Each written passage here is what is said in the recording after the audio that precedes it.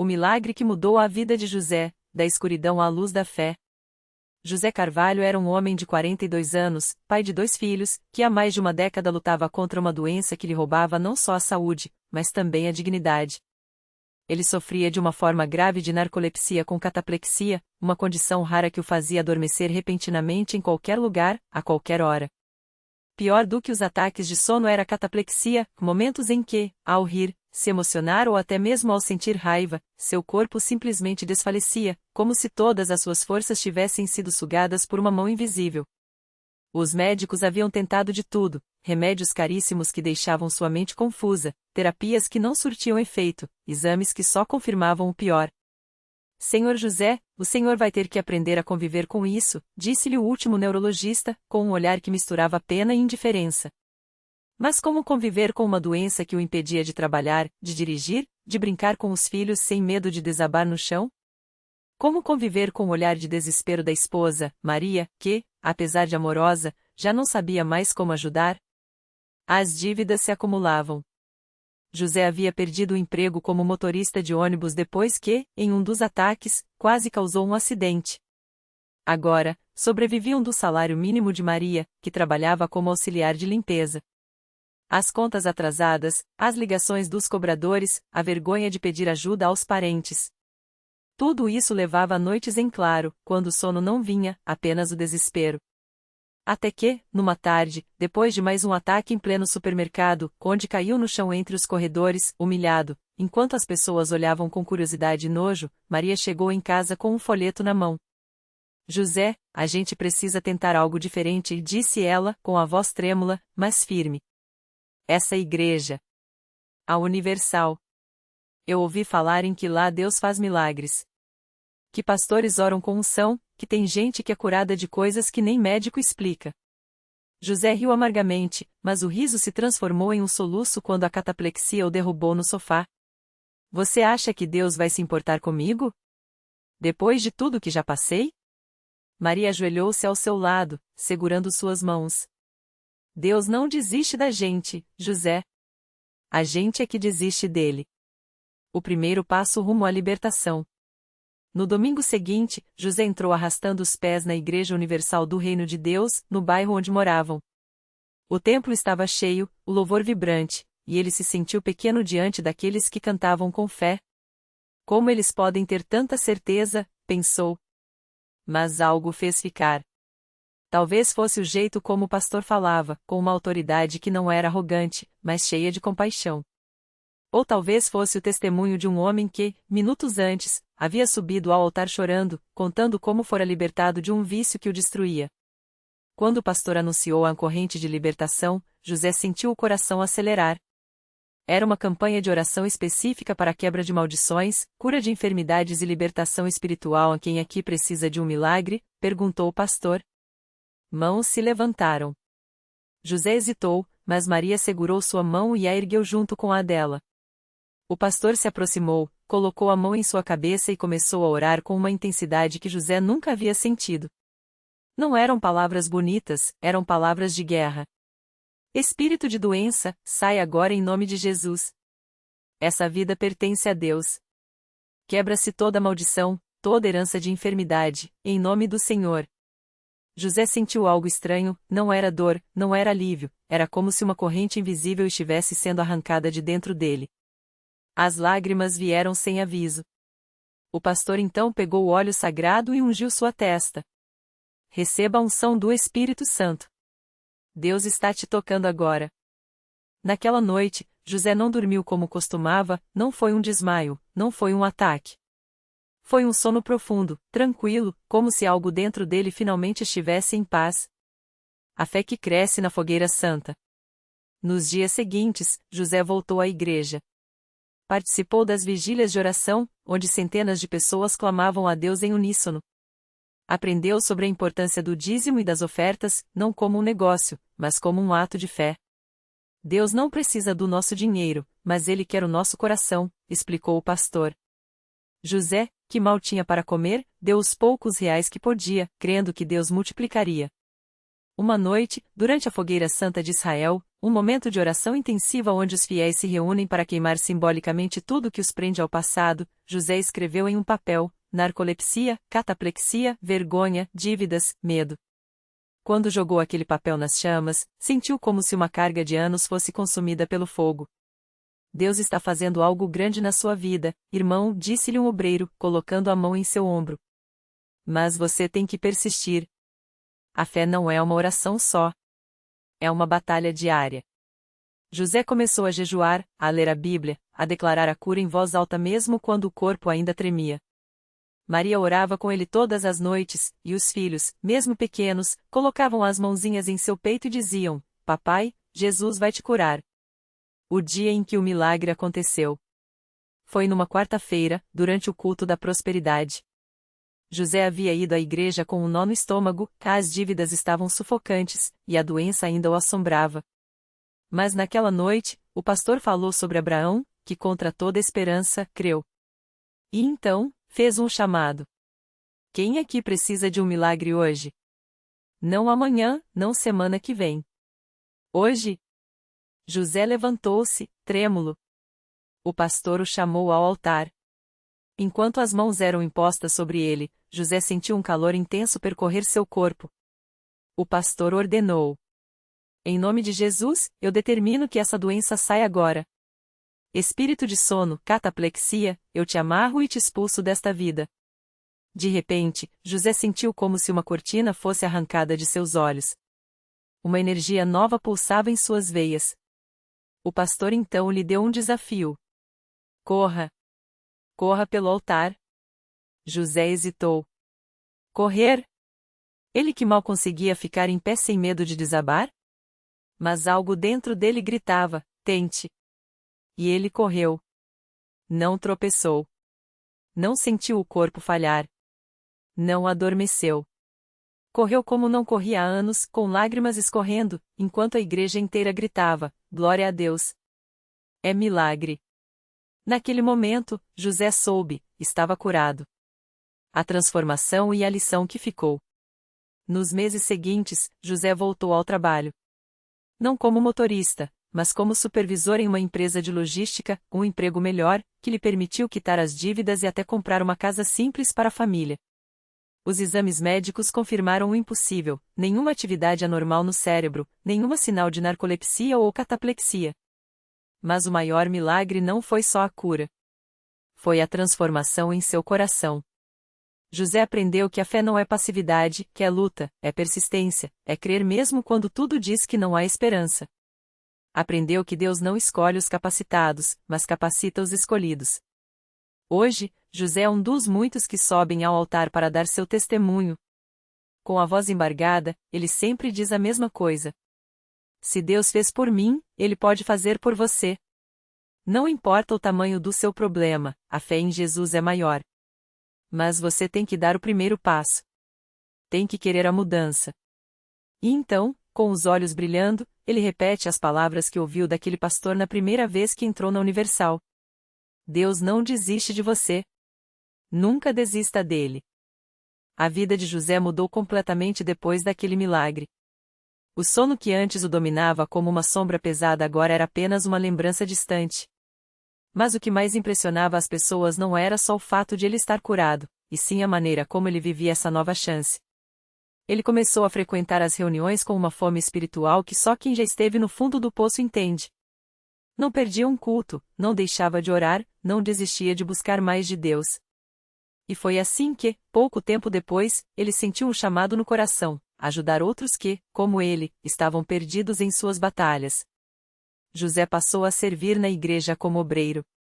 Não era um cargo de destaque, não tinha microfone nem holofotes, mas ele estava ali, firme, ajudando a organizar as cadeiras, recebendo as pessoas com um sorriso, orando por quem chegava com o coração partido. Muitas vezes, ele via nos olhos daqueles que entravam pela primeira vez o mesmo desespero que já tinha sentido. E era nessas horas que ele se aproximava, colocava a mão no ombro da pessoa e dizia baixinho: Eu já estive onde você está. Mas Deus me tirou. E Ele vai te tirar também. E não eram só palavras. José vivia aquilo. Ele conhecia o endereço dos que faltavam aos cultos e ia atrás, levava um café, uma palavra de ânimo, um convite para voltar. Alguns até achavam exagero, mas ele respondia com um sorriso. Se ninguém tivesse me buscado, eu não estaria aqui hoje. Um dia, uma jovem chamada Mariana chegou à igreja arrasada. Ela sofria de depressão profunda, tinha tentado tirar a própria vida mais de uma vez e não via saída. Os médicos diziam que era um caso crônico, que ela teria que tomar remédios pelo resto da vida. Mas Mariana, em um último suspiro de esperança, resolveu entrar na Universal depois de ver um outdoor com a frase: Deus tem o milagre que você precisa. José a viu sentada sozinha nos fundos do templo, com os olhos inchados de chorar. Ele não pensou duas vezes. Sentou ao lado dela e, sem pressa, começou a contar sua própria história. Falou do desespero, das noites sem dormir, das vezes que quase desistiu. Mas também falou da mão de Deus que o segurou quando ele já estava caindo. Você acha que eu merecia ser curado? Perguntou José, olhando nos olhos dela. Não merecia. Mas Deus não olha o que a gente merece. Ele olha o que a gente precisa. Mariana ouviu tudo em silêncio, mas algo dentro dela começou a se mexer. Naquela noite, ela subiu ao altar pela primeira vez. Chorou, orou, entregou sua dor. E algo sobrenatural aconteceu. Não foi uma cura instantânea como a de José, mas foi o início de uma transformação. Aos poucos, a escuridão que a sufocava foi perdendo força. Os pensamentos ruins já não a dominavam como antes. Ela começou a sorrir de novo. Hoje, Mariana também está na obra de Deus. Ela e José se tornaram amigos e, juntas, suas histórias se multiplicaram em outras vidas. Porque esse é o poder de um testemunho verdadeiro, ele não fica guardado, ele se espalha. Toda vez que José olha para trás, ele se emociona. Não pela cura em si, mas pelo propósito que Deus lhe deu. Ele já foi um homem quebrado, sem esperança, preso a uma doença que roubava seus sonhos. Mas Deus não só o curou como o transformou em um instrumento para abençoar outros. Eu poderia ter ficado só feliz por estar bem, ele costuma dizer. Mas Deus não me salvou só para eu ser feliz. Ele me salvou para eu ser útil. E é assim que José vive agora, não como alguém que recebeu um milagre e guardou só para si, mas como alguém que entendeu que a fé verdadeira se prova quando a gente estende a mão para quem ainda está no chão. Porque na igreja, não há espaço para egoísmo. O milagre que transforma uma vida é também o milagre que pode transformar muitas. Basta crer. Basta dar o primeiro passo. Basta não desistir. Naquela tarde de sábado, enquanto José ajudava a organizar as cadeiras do culto na congregação cristã no Brasil, um jovem entrou pela porta dos fundos com um olhar perdido. Chamava-se Lucas, tinha apenas 23 anos, mas carregava nos ombros o peso de uma vida marcada por escolhas erradas. As mãos tremiam, os olhos vermelhos denunciavam noites sem sono, e o cheiro de álcool ainda impregnava suas roupas. José reconheceu aquele vazio no olhar. Era o mesmo que ele próprio tinha há alguns anos, quando a doença o deixara sem forças. Sem pressa, aproximou-se e colocou a mão no ombro do rapaz. Tudo bem, irmão? Precisa de ajuda? Lucas tentou disfarçar, mas a voz falhou. Não sei mais o que fazer. Já tentei de tudo. Minha mãe ora por mim, mas eu não consigo parar. José não ofereceu palavras bonitas nem promessas vazias. Apenas contou sua própria história, sem enfeites, com a verdade crua de quem já esteve no fundo do poço. Eu também achei que não tinha jeito. Mas aqui, nesta igreja, Deus não só me curou como me deu uma nova vida. E Ele pode fazer o mesmo por você. Lucas olhou ao redor, como se esperasse encontrar juízo nos olhos daqueles irmãos que passavam arrumando Bíblias e inários. Mas só viu sorrisos sinceros, mãos estendidas, um abraço aqui, uma palavra de encorajamento ali. Nada de condenação. Só amor. Naquela noite, no culto, quando os irmãos oraram por ele, Lucas chorou como nunca. Não foram lágrimas de fraqueza, mas de alívio. Algo dentro dele se quebrou para nascer de novo. E quando saiu dali, não era mais o mesmo. Hoje, Lucas está firme na fé. Trabalha, ajuda a família e, assim como José, estende a mão para outros que ainda estão perdidos. Porque na CCB, o milagre não é só a cura do corpo ou a libertação das amarras, é a transformação de uma vida que, antes vazia, agora transborda de propósito. E assim segue a obra de Deus, um coração de cada vez, uma história de cada vez. Sempre com fé, sempre com amor. Sempre com a certeza de que, para quem crê, não há impossíveis. No mesmo bairro onde Lucas encontrou a luz, morava uma mulher chamada Ana. Ela era conhecida por todos como uma pessoa de coração duro, sempre com um olhar desconfiado e palavras ácidas. A vida não tinha sido fácil para ela, o marido a abandonara quando os filhos eram pequenos, e ela precisou lutar sozinha para criar os 2 meninos. Com o tempo, o amargor foi tomando conta, e Ana se fechou para o mundo. Até mesmo os vizinhos evitavam cumprimentá-la, receosos de sua resposta seca. Mas Deus não desiste de ninguém. E foi através de Lucas, agora transformado, que a história de Ana começou a mudar. Certo dia, enquanto Ana voltava do trabalho, cansada e com as compras do mês nas mãos, uma das sacolas rasgou, espalhando feijão, arroz e macarrão pela calçada. Ela se ajoelhou, frustrada, tentando juntar o que podia, quando ouviu uma voz calma. "Deixa que eu ajudo, dona Ana." Era Lucas, com um sorriso tranquilo no rosto. Sem esperar resposta, ele se abaixou e começou a recolher os alimentos, colocando-os de volta nas sacolas. Ana, surpresa, tentou protestar, mas ele apenas disse: "Não custa nada ajudar, não é? Deus tem sido tão bom comigo, é só retribuir um pouquinho." Aquilo a deixou sem palavras. Ninguém, em anos, tinha lhe oferecido ajuda sem interesse. Muito menos com tanta gentileza. Nos dias seguintes, Lucas passou a cumprimentá-la com uma boa tarde sincero, às vezes parava para conversar sobre os filhos dela, que já estavam crescidos. Ana, no começo, respondia com monossílabos, desconfiada. Mas a persistência do rapaz, sempre com um sorriso e uma palavra boa, foi amolecendo seu coração. Até que um domingo, sem mais desculpas, ela aceitou o convite para ir à CCB. Quando entrou na igreja, Ana sentiu algo que não experimentava há décadas: paz. Não eram palavras bonitas ou promessas vazias, era o ambiente. As pessoas cantavam com alegria, as crianças corriam felizes, os irmãos se cumprimentavam com abraços verdadeiros. E, pela primeira vez em muito tempo, Ana permitiu que uma lágrima escorresse. Naquela noite, quando o pastor falou sobre o perdão e a restauração, ela sentiu como se Deus estivesse falando diretamente com ela. Não houve gritos, não houve espetáculo, apenas uma voz mansa no seu coração dizendo: "Filha, você não precisa carregar essa dor sozinha." E então, como Lucas antes dela, Ana se ajoelhou. Chorou não só pelas lutas, mas pela teimosia de tanto tempo perdido. E quando se levantou, era como se um peso imenso tivesse saído de suas costas. Hoje, Ana não é mais a mesma. Ela sorri, cozinha para os vizinhos, participa dos cultos com os filhos e, assim como Lucas, aprendeu que a fé não é só para os imperfeitos, é para quem precisa. Porque na CCB, o milagre não escolhe quem merece. Ele simplesmente acontece para quem abre o coração. E a obra de Deus continua. Sempre com paciência, sempre com amor. Sempre mostrando que, onde o homem vê um caso perdido, ele vê uma história que ainda pode ser reescrita. Na mesma semana em que Ana voltou a frequentar a igreja, um jovem chamado Mateus entrou pela primeira vez na congregação cristã no Brasil. Ele não veio por vontade própria, foi quase arrastado pela irmã, que há meses orava por ele. Mateus tinha apenas 22 anos, mas a vida já lhe havia dado razões demais para desistir. As tatuagens nos braços contavam histórias que ele preferia esquecer, brigas, noites sem rumo, e uma dependência que o deixava vazio por dentro. Sentado no último banco, cruzou os braços, determinado a não se emocionar.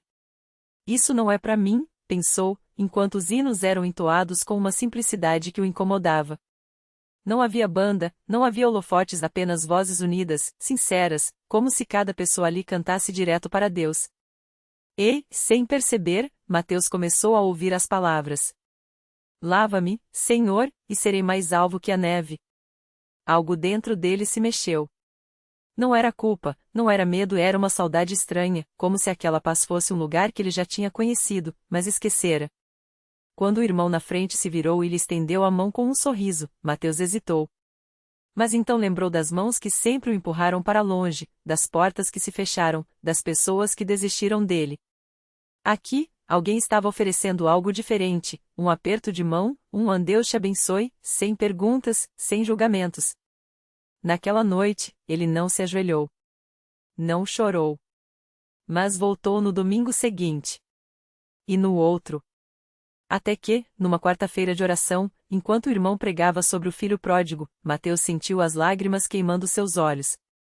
Não era fraqueza, era alívio. Ele não precisava mais fingir que estava bem. Não precisava mais provar nada para ninguém. Quando o culto terminou, a irmã que o trouxera o abraçou forte. Você veio para ficar, não foi? Ela sussurrou. Mateus não respondeu. Não precisava. Porque, pela primeira vez em anos, ele sentia que pertencia a algum lugar. E assim, como Ana e Lucas, Mateus descobriu que na CCB não há casos perdidos, há apenas almas que Deus ainda não terminou de moldar. Não importava o passado, as cicatrizes, ou os erros. O que importava era o hoje. Era a mão estendida, o pão partido na Santa Ceia, a certeza de que, mesmo quando tudo parece perdido, há sempre um novo capítulo sendo escrito. Porque a igreja não é um lugar para perfeitos. É um hospital para os quebrantados. E os milagres? Eles não fazem barulho. Eles simplesmente acontecem quando a gente menos espera, mas mais precisa. O milagre silencioso. Naquela noite, Mateus sonhou com o mar. Não o oceano revolto de suas memórias, mas águas calmas, iluminadas por um sol que não queimava.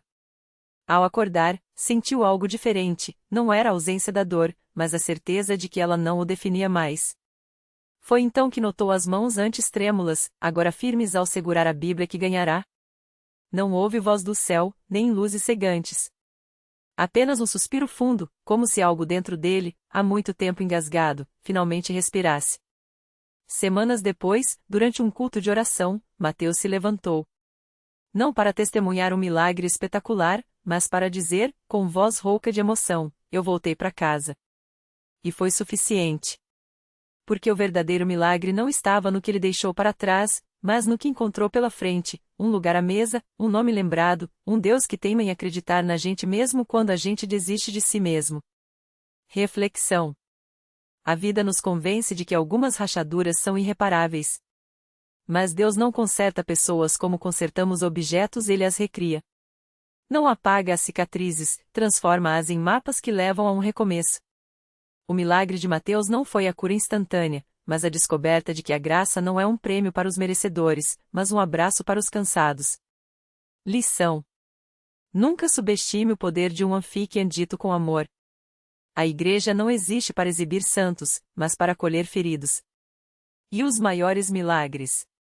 São aqueles que não mudam as circunstâncias, mas nos fazem ver que, mesmo no escuro, há uma luz e ela sempre esteve ali, esperando que a gente ouse abrir os olhos.